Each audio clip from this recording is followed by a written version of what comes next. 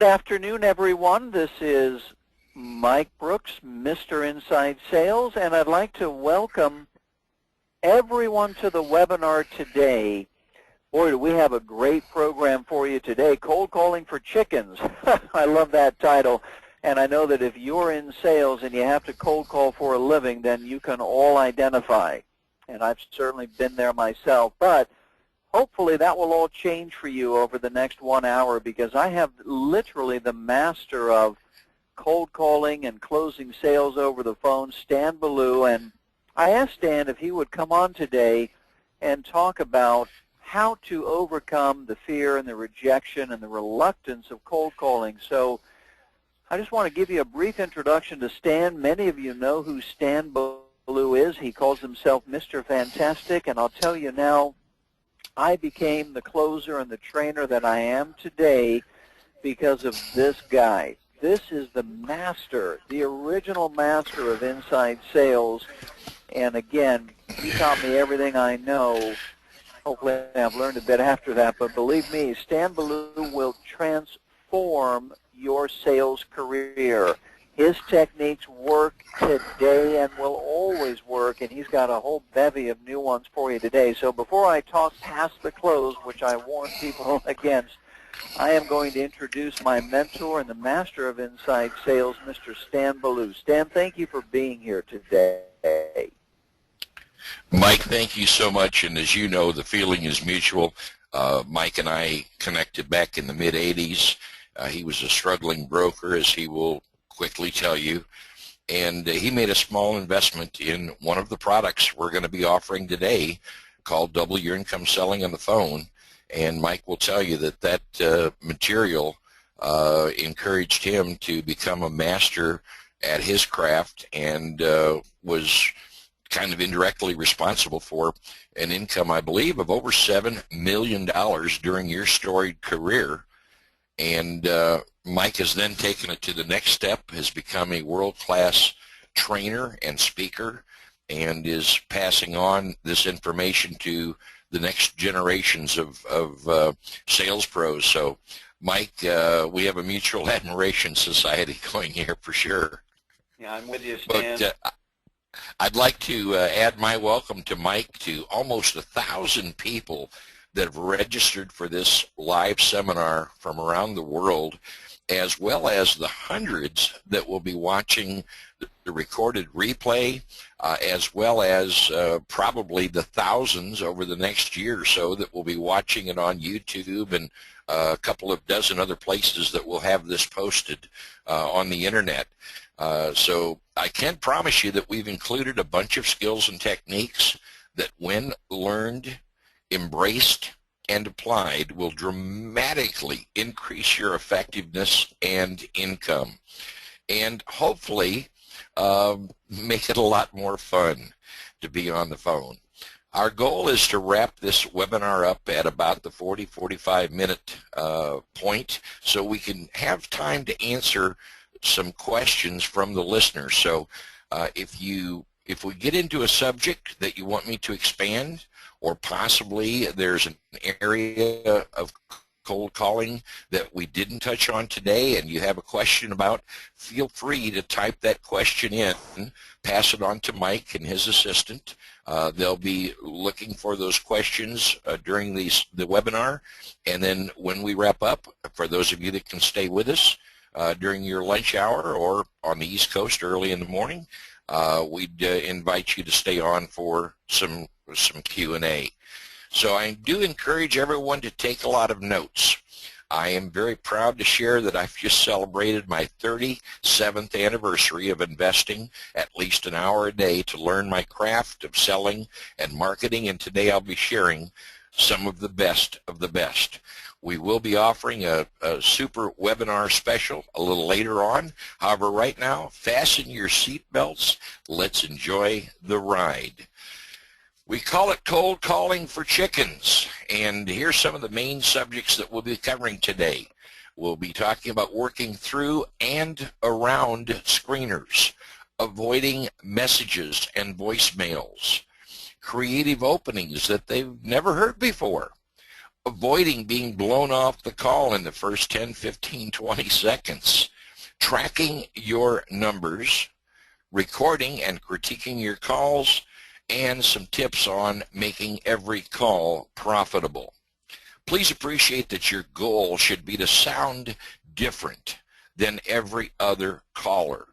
To be in the true top 5% of performers, if you will, you need to be more interesting, more creative, more believable, more trustworthy, and more entertaining than the other 95%. To accomplish sounding different, you might have to use wording that you don't ordinarily use, and therein lies a major challenge for some people. We all have our comfort zones and are usually reluctant to try anything new. I urge you to keep an open mind, and please don't be so quick to discount anything new without being willing to practice, drill, and rehearse it 16 to 21 times to start to make it comfortable to use. Since we are dealing with cold calling, in some cases you might not have the name of the decision maker you need to speak to. If that's the case, a possible shortcut when the screener answers your call would be to ask for a department rather than ask for who you need to be talking to. As an example, you might ask for sales or accounting. So she answers ABC company. You simply say, accounting, please. Well, this can save you an enormous amount of time, because unless there is a Mr. or Mrs. or Ms. Sales or Mr. or Mrs. or Ms. Accounting working there, the screener will usually put you right through without putting you through the third degree. Now, when you're connected to someone in that department you requested, you can find out the name of the decision maker and possibly do a little fact-finding. Now, this can work especially well if you get connected to the sales department, because salespeople love to talk. So let's say you found out that the decision maker's name is Bob Jones. Well, as you're wrapping up with this person in the sales department or accounting department, you can simply say, and what was your name, please? And let's say they say, well, Lisa. You'd say, thank you. So, Lisa, you're saying I need to talk to Bob Jones. Is that correct? Now, she says, well, yeah. Now you can add, can you transfer me back to the operator, please? Now, when the operator answers, you can say, Bob Jones, please. And when the operator asks you who's calling, you can simply say, well, this is Stan, whatever your name is. Don't use mine, please. This is Stan. I was just speaking with Lisa in accounting, and she said I need to speak with Bob. Please put my call through. Now, if they can't transfer you back to the operator, you can still call back the company and use that exact same wording. It's a great possible time saver, that's for sure. All right, now let's talk a little bit about working through screeners. If you don't have the name of the decision maker and you aren't able to be transferred to a department, here are a couple of tips for working through the screener. Please appreciate that the operator might have been told not to put any calls through from anyone that sounds like a salesperson, so you want to be a little creative. You might, first of all, get the operator's name. To structure this part of the call properly, you might want to get their name, and then next you would introduce yourself, of course, and then you might want to ask for a favor or help. The complete flow might go something like this. ABC Company, good morning. Who am I speaking with, please? She says, Mary. Mary, my name is Stan Billue, calling from ABC Company or whatever company it is, and I need your help. Or, Mary, my name is Stan Billue, calling from ABC Company, and I need a favor. Now, next, when she asks what you need, I will suggest that you'll have a much greater success rate if you ask for the spelling of the decision maker's name rather than what their name actually is. You could say something like, we're upgrading our records and I need the correct spelling of the VP of Marketing, please, or whatever title you're going for. Now, once you get the name, you can add. There are a few quick things I need to chat with Bob about. Could you put my call through, please? Or an instructional statement would be, please put my call through, I'll hold. Whatever you do, please, let's avoid leaving messages. Most of the time, they won't call you back. So why leave a message? If the decision maker is not available, I urge you, do not leave a message. Instead, always try to find the best possible time to reach them. When the operator says they aren't available and that you'll have to leave a message, you might respond with something like, since I'm always on the phone, when Bob tried to return my call, he would get a nice executive assistant like you asking him to leave a message, and we'd end up playing phone tag. Since it would be much more convenient for him, what's the best possible time I can call back later today? And by the way, you'll notice I didn't say screener operator. I actually gave her a promotion and called her an executive assistant. So again, since I'm on the phone all the time myself, when Bob tried to return my call, he'd get a nice executive assistant just like you asking him to leave a message, and we'd end up playing phone tag.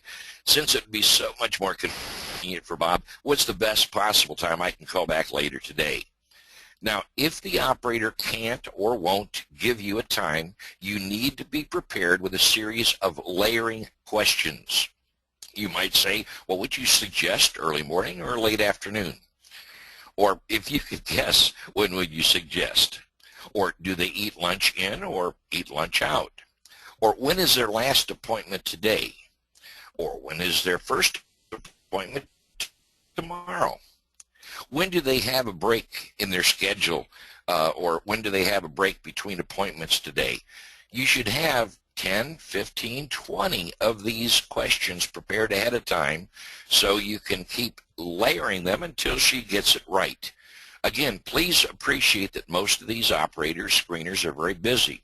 And if they see that you're not going away very easily, a lot of times they'll go ahead and finally give you a time just to get you off their board. Now, when all else fails, you can use what we call a negative question.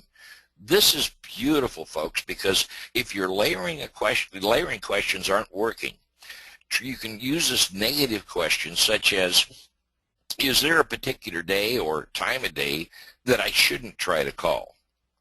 If she says something like, well, yeah, don't call him between 9 and 9:30 in the morning because he's always in a sales meeting.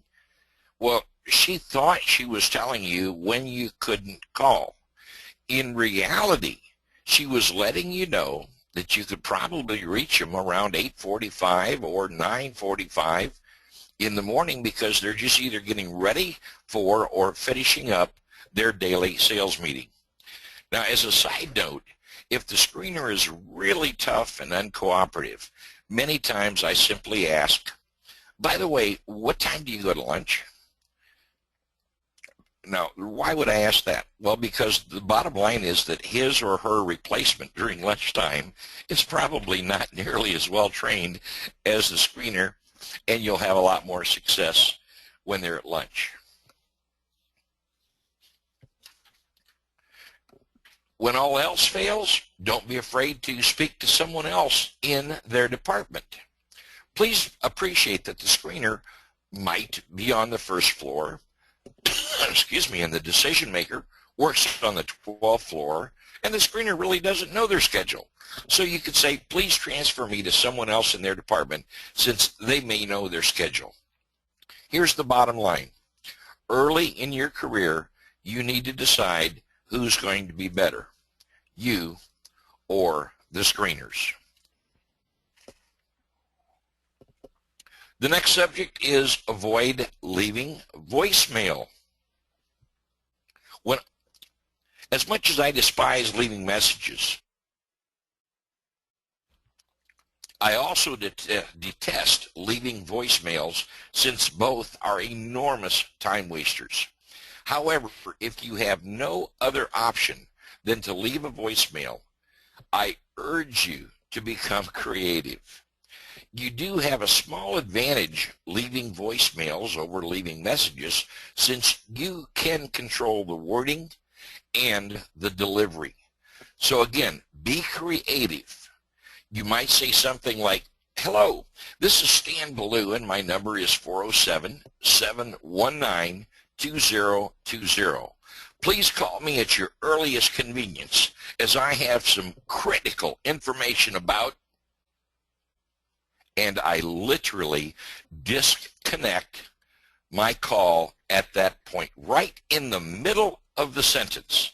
So again, "Hello, this is Stan Billue and my number is 407-719-2020.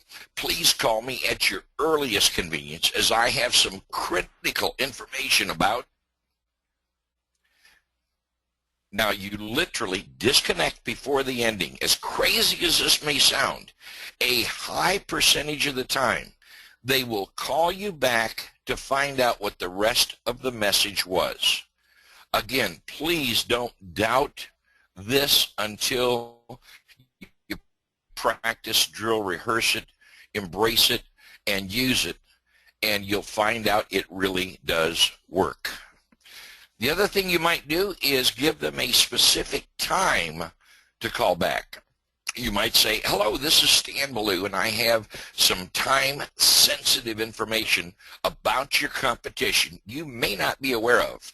Kindly call me today between 2:45 and 2:50, or tomorrow between 10:10 and 10:15 only. My number is 407-719-2020. I can share this critical information with you in about 90 seconds, and if I don't hear back from you, I can only hope for the best for you." Now again, you've used words such as time sensitive and critical, plus you've stressed that it's something about their competition that they might not be aware of. You've also thrown in a couple of specific time periods for them to call, which creates a perception that you're extremely busy and are very important. You've also mentioned that your call with them will only require 90 seconds, so they shouldn't be fearful of a long and drawn-out call.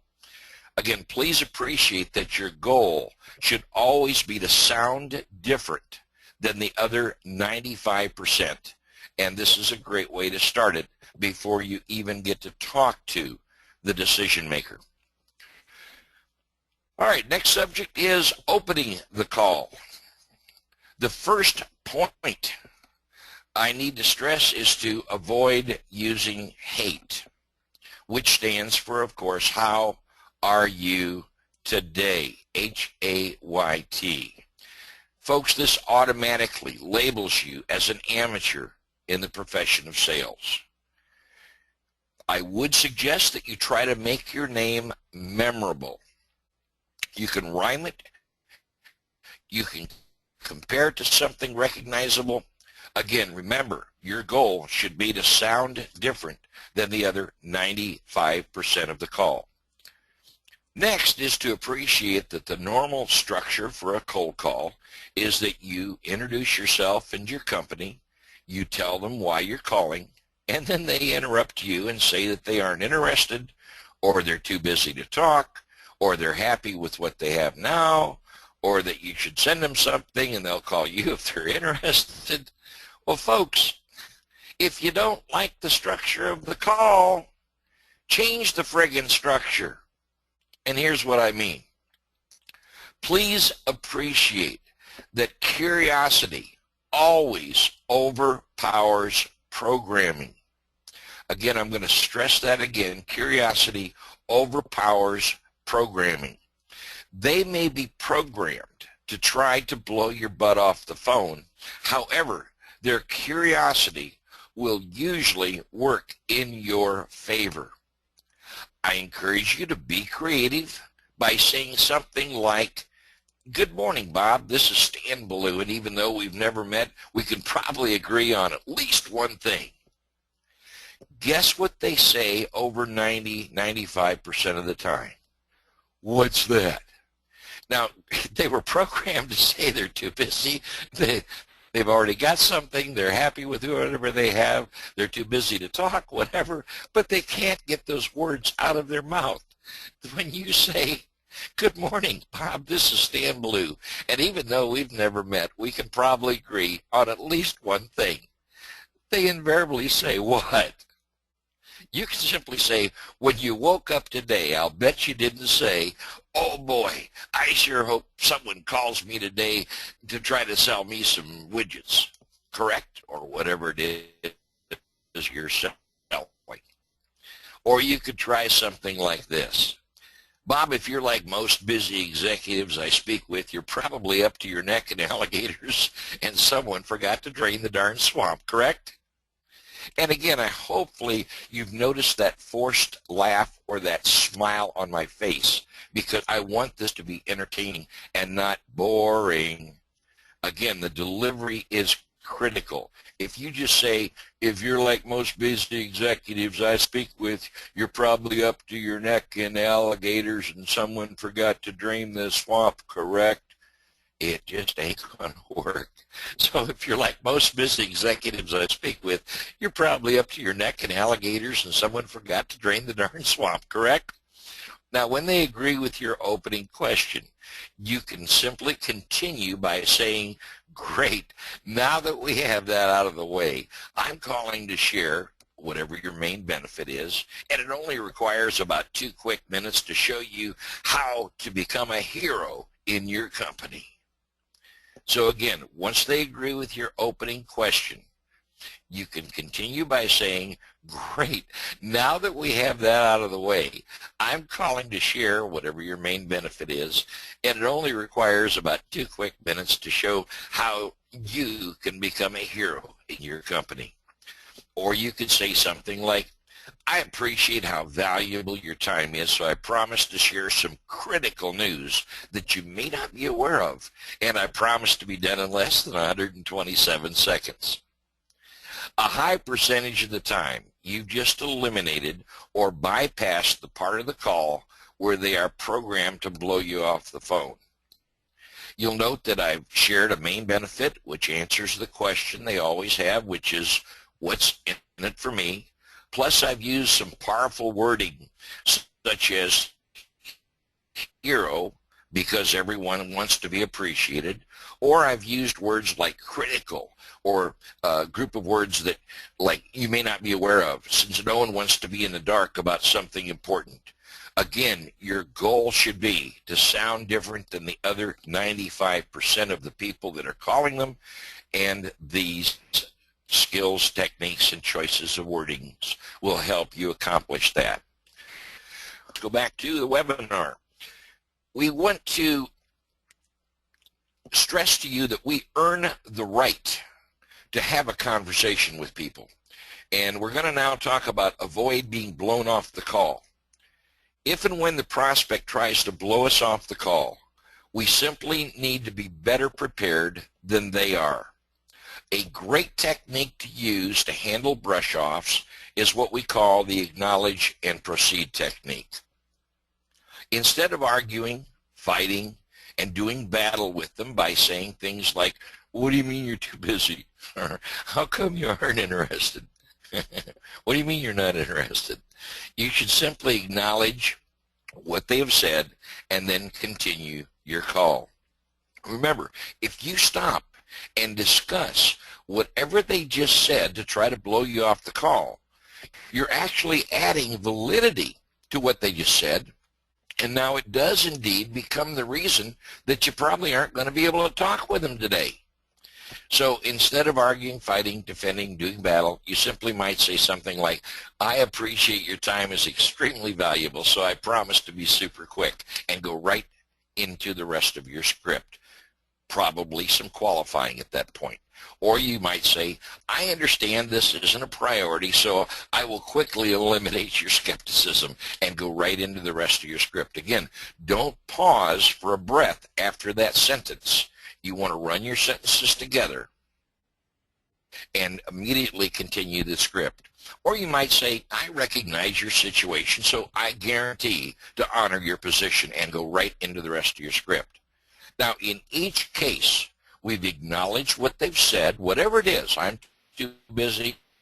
Yeah, I already got one. I already have a broker. It's not in our budget. Whatever they say, I don't even listen to the words. All I hear is noise.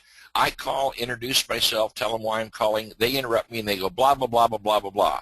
That's just my cue to go into and acknowledge and proceed technique. Don't even listen to what they're saying. Now, in one or two of the choices of words, you might be scratching your head and saying, what does he mean by that? As an example, I recognize your situation, so I guarantee to honor your position. I don't even know what that means. But the key is the combination of words aren't nearly as important as your delivery. Now, I'm going to give you the greatest one I've ever used, I've ever heard, I've ever trained, and it's still used by the top 5%ers. Whatever they say to try to blow you off the phone, you simply say, that's the very reason we need to talk, and you go right into your script. That's the very reason we need to talk. Go right into the script. Trust me, they will not know how to handle you when you're in the top 5% because they are able to blow off the other 95% as quick as you could say cluck. Chicken, chicken. All right, next, we're going to talk about tracking your numbers. Folks, if you want to be in the top 5%, you must know your numbers. It's critical. Keep track of your dials, your contacts with prospects, not the screener, but contacts with the prospect, your actual conversations or presentations, not just getting blown off the phone call in the first 10 or 15 seconds, but you actually earn the right to get into your minute, 2, 3, 5 minute, whatever it is, conversation or presentation, and finally, your results. So that simply means having a sheet for each day with 3 lines drawn from the top to bottom to create 4 columns. And across the top, from left to right, you put dials, contacts, presentations or presents, and results. And then you put a little hash mark under each column whenever you've accomplished a dial. Whenever you actually get a hold of the decision maker, you put a hash mark there. If you actually make a presentation, you put a hash mark under that one. If you don't make a presentation, you don't earn the hash mark. So at the end of the day, you add up your totals in each column, and at the end of the week, add all of your day-by-day totals together for a weekly total. Now, divide from right to left. You divide your results into presentations, your presentations into contacts, and your contacts into dials to arrive at your percentages. Now you want to set some goals to increase your average number of dials, even by 1 a day, plus improve the percentages in each of your other three categories by even 1% a week. Ladies and gentlemen, this is how you become your own best sales coach or self-motivator. It's critical that you know your numbers, because if you don't know where you're at, how would you ever know if you're getting any better?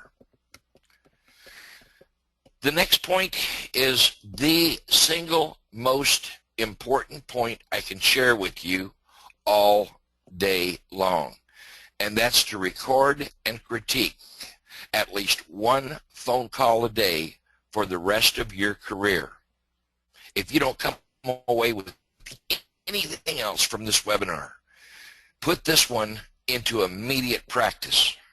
You'll be able to determine if you were indeed enthusiastic or boring. Did you establish and maintain control with the screener? Were you better prepared than the screener?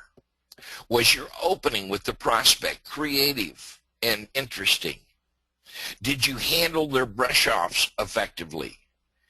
Did you pace yourself to the prospect? Did you listen intently and not step on their answers? Was your presentation effective and entertaining? Did you achieve the results you were after? Now, I encourage you to only look for 1 or 2 items on each call that you want to improve in. Trust me, the first few times you do this, you'll probably want to write a whole chapter on ways you can improve. But just try to find 1 or 2 things out of each call, and then I encourage you to create what we call an improvement list. You would write those 1 or 2 items on, let's say, a 3x5 card in the form of a positive affirmation, such as, let's say you want to become more enthusiastic. You would write it out, I am enthusiastic on each and every call.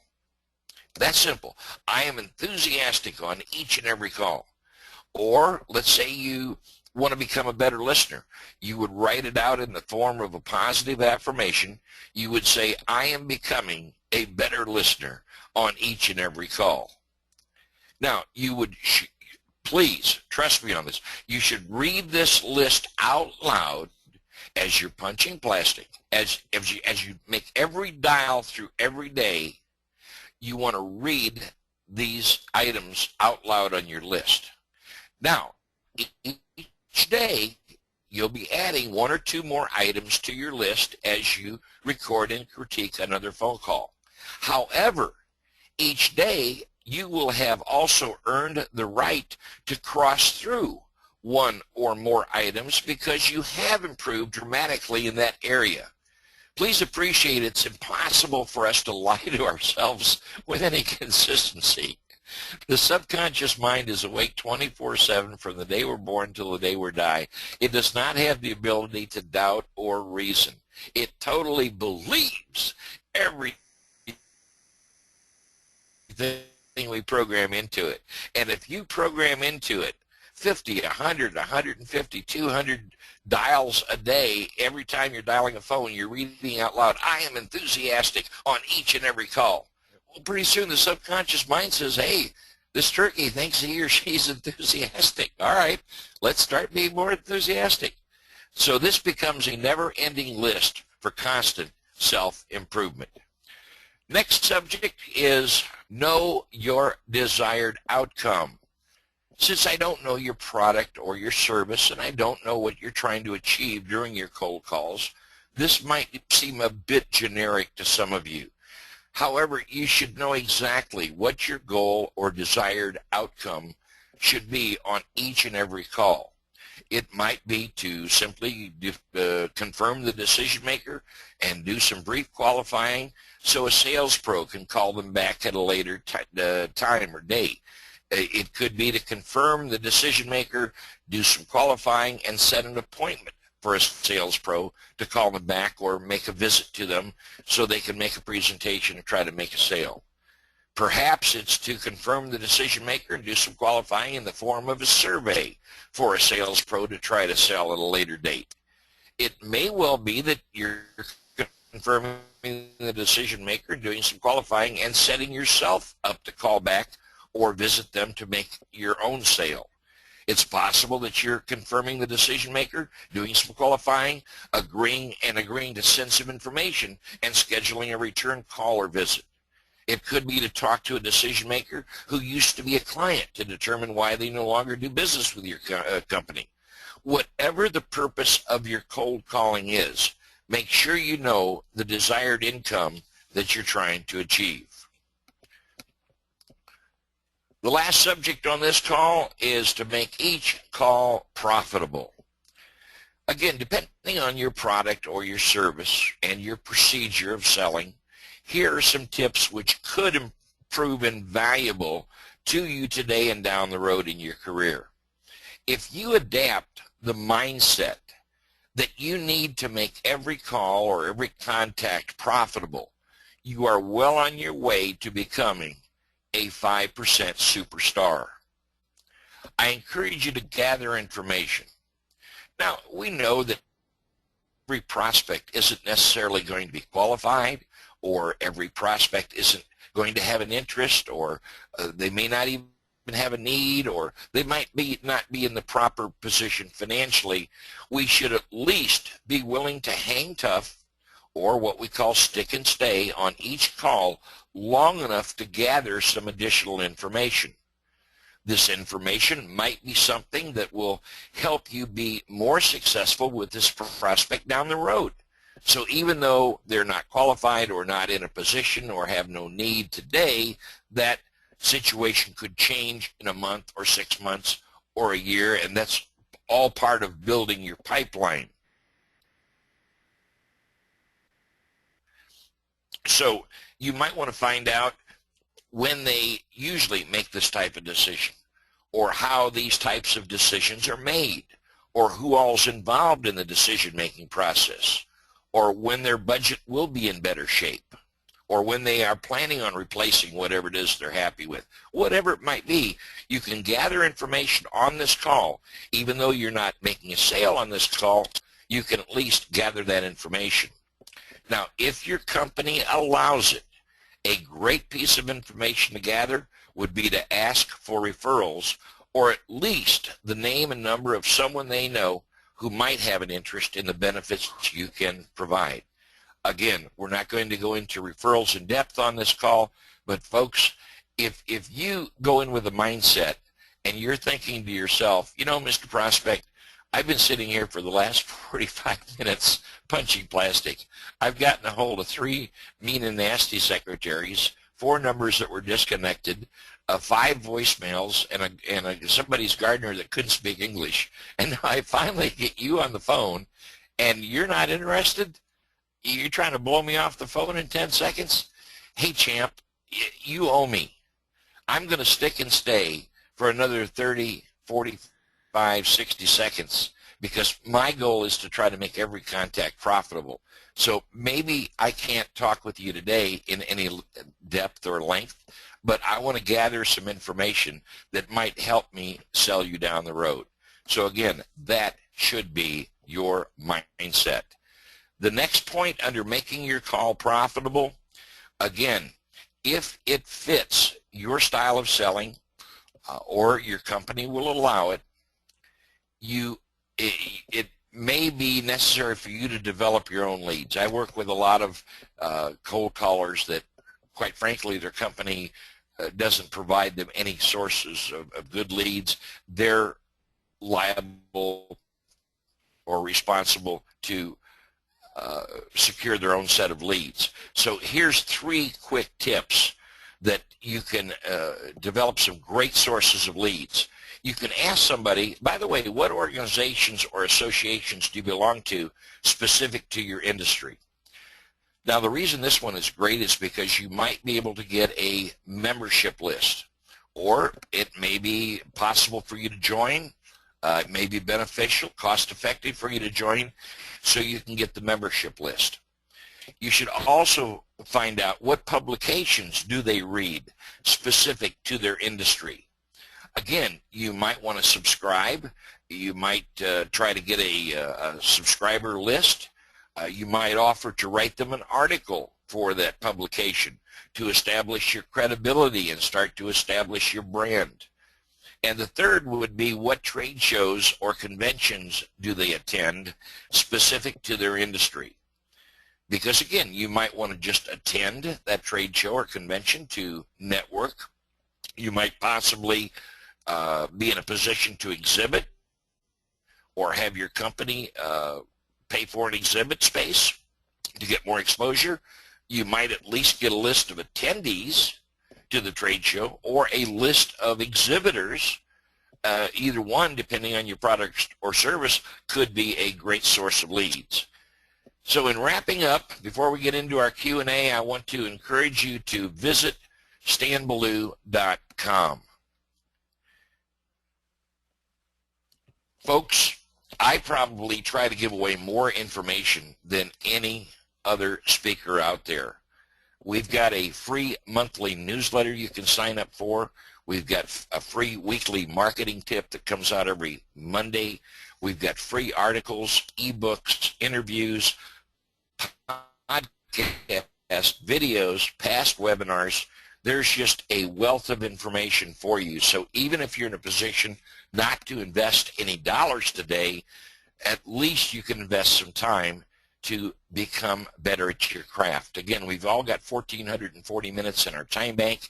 At the stroke of midnight every day, our higher power puts in 1,440 minutes. It's up to us to invest them wisely or waste them foolishly. While I